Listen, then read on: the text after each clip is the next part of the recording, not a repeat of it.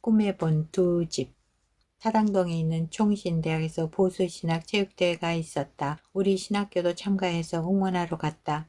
점심을 먹고 가만히 빠져나오려고 기회를 보다가 나오는데 최인구 학생이 뒤따라 나왔다.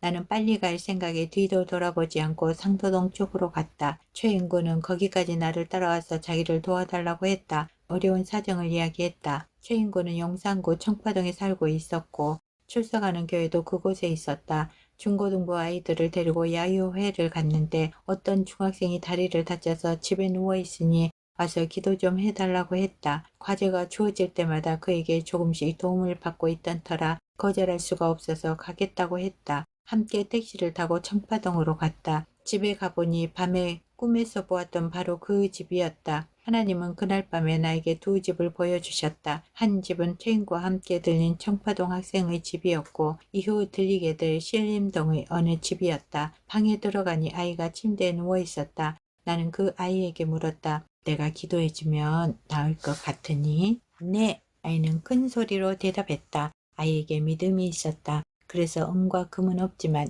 예수님의 이름으로 병을 고친 베드로와 요한처럼 최인구와 같이 기도했다. 기도를 해주고 집을 나오니 내가 타야 할 버스가 정류장에서 막 떠나버렸다. 잠시 기다리다가 다음 차를 탔다. 앞좌석 2인석에 남자 한 사람이 앉아있고 뒤에 있는 긴 의자에 한 자리가 비어 있었다. 나는 뒷자리에 가서 앉으려 했다. 그런데 누가 잡아당기는 것 같이 2인석에 주저앉게 해서 앉게 되었다. 슬쩍 보니 옆에 앉은 남자는 중풍병자였고 너무 뚱뚱했다. 불편한 마음에 옆만 보고 있었다. 그런데 옆에 앉은 남자가 말을 걸었다. 아주머니, 오늘 비가 오겠죠? 일기예보에 비 온다고 했어요. 그러자 그 남자는 손을 흔들며 말했다. 손이 아픈 것을 보니 비가 올 것 같아요. 그때 버스는 한강 다리를 건너고 있었다. 나는 여의도를 가리키며 전도했다. 저 교회에 가서 조윤기 목사님 설교를 들으면 아저씨 병 나을 수 있어요. 그랬더니 그 남자는 순순히 말했다.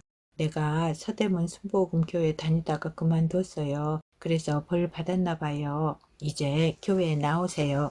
공천동에서 내리려고 하는데 하나님이 그 남자를 따라가라고 했다. 그래서 아무 말도 하지 않고 그 남자를 따라 신림동까지 갔다. 그의 집에 가보니 하나님이 밤에 보여준 집과 똑같은 집이었다. 그 남자 이름은 홍종배였고 건축 일을 하면서 제법 잘 살고 있었다. 그는 집으로 들어가면서 소리를 질렀다. 여보, 귀한 분 데리고 왔어요. 나와보세요. 부인이 나왔는데 입이 돌아가 있었다. 그리고 방에 들어가 보니 서울대학교 간호학과 다니던 딸이 정신 이상이 되어 사람 꼴이 아닌 모습으로 지내고 있었다. 게다가 아들에게는 도벽증이 있었다. 그러다 보니 온 집안이 엉망진창이었다. 왜 그가 벌을 받았나 봐요 라고 말했는지 알 것 같았다. 집을 둘러보니 신림동 어느 교회의 교패가 붙어 있었다. 그래서 남의 교인을 데리고 예배를 드리는 것은 실례인 것 같아서 그냥 돌아가려고 했다. 그랬더니 교패를 떼어버리면서 이래도 안 되겠느냐고 했다. 할 수 없이 예배를 드리고 온 가족을 안수해주고 주일날 보람의 공원 육교 앞에서 만나기로 약속을 하고 집으로 돌아왔다. 그 다음날 신학교에 갔더니 친구가 환한 얼굴로 나에게 다가와 그 아이가 깨끗이 나와서 학교에 나갈 수 있게 되었다고 전해 주었다. 주일이 되어서 약속된 장소로 가서 홍종배와 그의 가족들을 만나 그들을 데리고 교회로 가서 안내를 해주고 예배를 드리라고 했다. 그리고 예배 후 기도원에 가보라고 권하자 가겠다고 했다. 도와주어야 할 것 같아서 오후 예배 후 그들과 함께 택시를 타고 기도원으로 갔다.